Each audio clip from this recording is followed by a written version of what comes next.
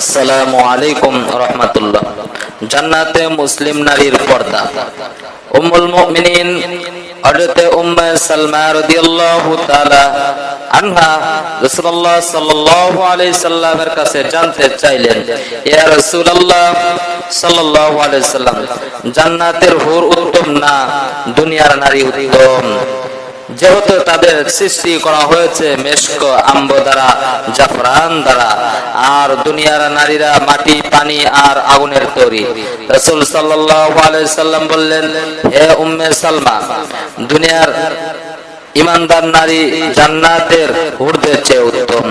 হযরতে উম্মে সালমা জিজ্ঞাসা করলেন, ইয়া রাসূলুল্লাহ সাল্লাল্লাহু আলাইহি সাল্লাম, কি কারণে তারা হুরদের চেয়ে উত্তম? জবাবে রাসূল সাল্লাল্লাহু আলাইহি সাল্লাম বললেন, নামাজের জন্য, বিসলাতিহিন্না ওয়া সিয়ামিহিন্না, রোজার কারণে, ওয়া ইবাদাতিহিন্না আযজা ওয়া জাল্লা, আল্লাহ তাআলার অনুগত্যের কারণে, আলবাসাল্লাহু বুজুহাহুন্নার, আল্লাহ তাআলা তার নূর তাদের চেহারা ঢেলে দিবেন। এরপর হুরদের চেয়ে দুনিয়ার ইমানদার নারীর মর্যাদা বহু গুণে বৃদ্ধি পাবে।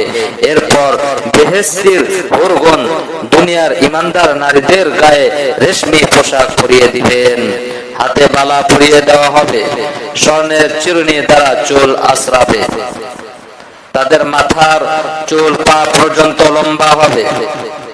হুরগণ সে চুল ধরে জান্নাতে নারীর সাথে চলবে।